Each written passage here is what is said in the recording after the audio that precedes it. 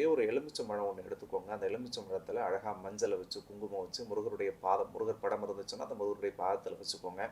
நீங்கள் பிரார்த்தனை செய்யும் பொழுது உங்களுடைய எண்ணத்தையும் மனதையும் ஒருநிலைப்படுத்தி உங்கள் வாழ்க்கையில் என்ன தேவைன்னு நீங்கள் நினைக்கிறீங்களோ அதை மனதார முருகன்கிட்ட வேண்டிக்கோங்க. முருகப்பெருமானே, அடுத்த வருஷம் வைகாசி விசாகம் வர்றதுக்குள்ளே என் வாழ்க்கையில் நான் இப்பொழுது வைக்கக்கூடிய இந்த கோரிக்கைகளிலிருந்து எனக்கு எல்லாமும் நடக்கணும் கடவுளே. அடுத்த வருஷம் இந்த வைகாசி விசாக திருநாளில் இதை நான் முருகன்கிட்ட கேட்டேன், எனக்கு இது கிடைச்சிருச்சு அப்படின்னு நான் உரிமையோடு சொல்லணும்.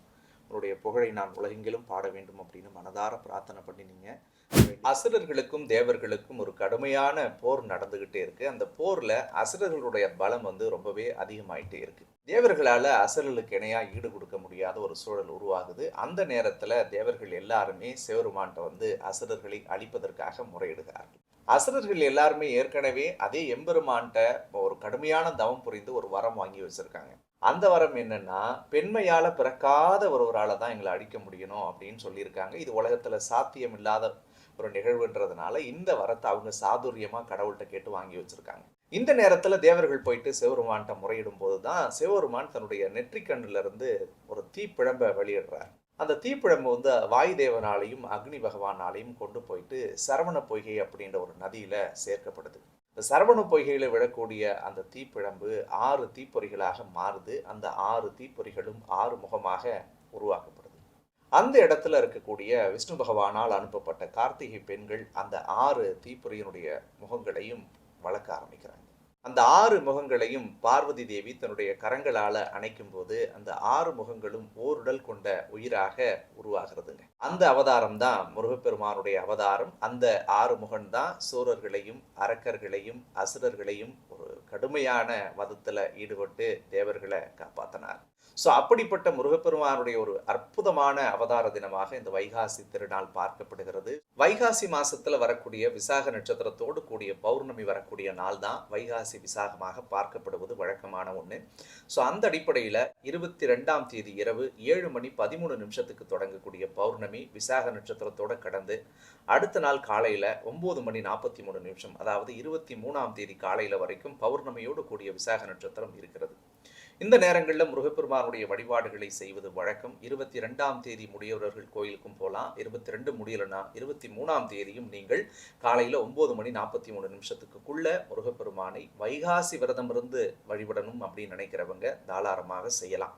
22ஆம் தேதி காலையிலே 8:17 விசாக நட்சத்திரம் தொடங்குறதுனால முருகப்பெருமானுடைய வழிபாடுகளை பெரும்பாலும் எப்பொழுதுமே முற்பகுதியைத்தான் கணக்கில் எடுத்துப்போம். விரதம் இருக்கும்போது அது எதிர் அமாவாசையாக இருந்தாலும் சரி, பௌர்ணமியாக இருந்தாலும் சரி, சஷ்டியாக இருந்தாலும் சரி, முதல் நாளே பிறக்குது அடுத்த நாள் வரைக்கும் இருக்குது அப்படின்னா கூட நம்ம முதல் நாளை தான் எடுத்துப்பாங்க. அந்த அடிப்படையில் 22ஆம் தேதி தான் வைகாசி விசாகமாக நம்ம எடுத்து வழிபடுறது சிறப்பாக இருக்கும். அன்னைக்கு காலையில் வீடை எல்லாரும் சுத்தம் பண்ணிடுங்க. வீடை சுத்தம் பண்ணிட்டு வீட்டில் இருக்கக்கூடிய பூஜை பொருட்கள் அத்தனையும் துளைக்கிட்டு சாமி படத்தெல்லாம் தொடச்சி, குறிப்பாக முருகருடைய படம் இருந்தால் அழகாக மஞ்சள் குங்குமத்தை வச்சு ஒரு பூ வாங்கி உங்கள் கைகளால் போட்டு அந்த பூஜை அறையை அலங்காரம் பண்ணிடுங்க. வைகாசி விசாகத்தன்னைக்கு முருகப்பெருமான விரதமிருந்து வழிபடுறதுனால நீண்ட நாட்களா நீண்ட வருடங்களா குழந்தை பாக்கியம் இல்லை அப்படின்னு நினைச்சு வருத்தப்படக்கூடிய உங்கள் அனைவருக்கும் முருகப்பெருமானே குழந்தையாக பிறப்பார். அன்னைக்கு முடிஞ்சா தேன் திணை மாவு கடையில் கிடச்சதுன்னா வாங்கி முருகனுக்கு படைங்க. படைச்சிட்டு விரதம் இருந்து கணவன் மனைவி 2 பேருமே அந்த தேனையும் திணை மாவையும் நீங்கள் உணவாக எடுத்துக்கோங்க. அந்த விரதத்தை முடிச்சுட்டு முதல்ல சாப்பிடும்போது அப்படி நீங்கள் சாப்பிடும்போது அந்த முருகப்பெருமானே நிச்சயமாக உங்களுடைய உடலில் இருக்கக்கூடிய எல்லா தடைகளையும் குறைபாடுகளையும் நீக்கி உங்களுக்கு அற்புதமான மழலை செல்வத்தை தந்தே தீர்வாருங்க. அதே மாதிரி ரொம்ப நாளாக உடல் நலத்தில் பிணிப்பீடையோடு இருப்பவர்கள், அல்லது கடன் நெருக்கடியில் மாட்டிகிட்டு இருக்கிறவங்க, அல்லது திருமண வாழ்க்கையை எதிர்பார்த்து காத்திருக்கிறவங்க, அல்லது எவ்வளோ முயற்சிகளை செஞ்சு கூட வாழ்க்கையில் எங்களால் ஜெயிக்கவே முடியல அப்படின்னு நினச்சிட்டு இருக்கக்கூடியவர்களும் அந்த வைகாசி மாதத்தில் வரக்கூடிய விசாக நட்சத்திரத்தில் நீங்கள் விரதம் இருந்து வழிபடலாம்.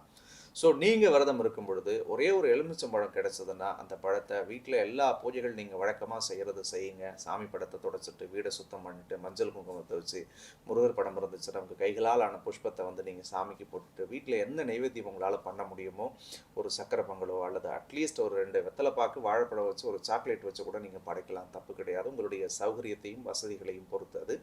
அப்படி நீங்கள் செய்யும் பொழுது கூடவே ஒரே ஒரு எலுமிச்சம்பழம் ஒன்று எடுத்துக்கோங்க. அந்த எலுமிச்சம்பழத்தில் அழகாக மஞ்சளை வச்சு குங்குமம் வச்சு முருகருடைய பாதம், முருகர் படம் இருந்துச்சுன்னா அந்த முருகருடைய பாதத்தில் வச்சுக்கோங்க.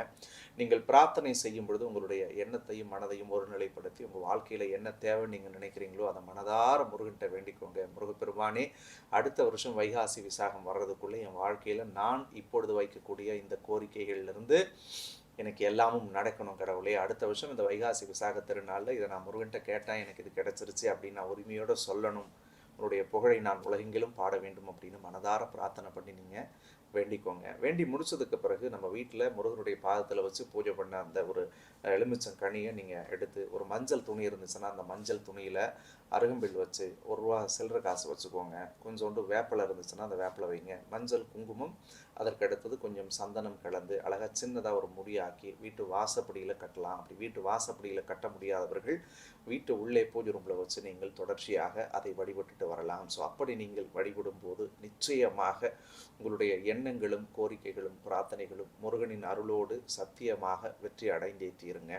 ஸோ முருகப்பெருமான இந்த வைகாசி திருநாளில் நம்ம விரதமிருந்து வழிபட்டுட்டு முடிந்தால் அன்னைக்கு மாலையிலேயோ அல்லது உங்களுக்கு எப்போ சௌகரியம் இருக்கோ பக்கத்தில் இருக்கக்கூடிய முருகனுடைய கோவிலுக்கு சென்று ஒரு 2 அகல் தீபத்தை ஏற்றி விட்டு வழிபட்டுட்டு வாங்க.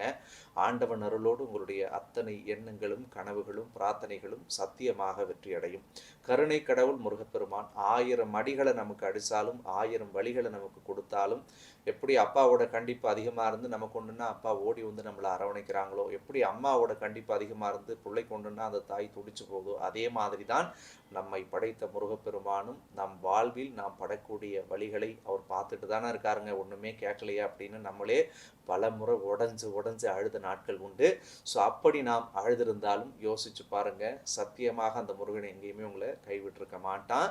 ஸோ கடவுள் அருளோடு நிச்சயமாக உங்களுடைய வாழ்க்கையில் பல மாற்றங்களையும் பல திருப்பங்களையும் பலவிதமான சந்தோஷத்தையும் தரக்கூடிய ஒரு அற்புதமான நாளாக இந்த வைகாசி திருநாள் நம்ம வாழ்க்கைக்கு கடவுள் கொடுத்துருக்கார். ஸோ இந்த திருநாளில் நீங்கள் விரதமிருந்து அந்த வைகாசி விசாகனை மனமுருக பிரார்த்தனை செய்யும் போது உங்களுடைய மனதில் இருக்கக்கூடிய இருள் அகன்று உங்களுடைய வாழ்க்கையில் ஒளி தீபம் நிச்சயமாக ஏறியே தீரும். ஸோ உங்களுடைய அத்தனை கோரிக்கைகளும் பிரார்த்தனைகளும் நிச்சயமாக வெற்றி அடையணும் அப்படின்னு சொல்லி நானும் முருகன்ட்ட மனதார பிரார்த்தனை பண்ணிக்கிறேன்.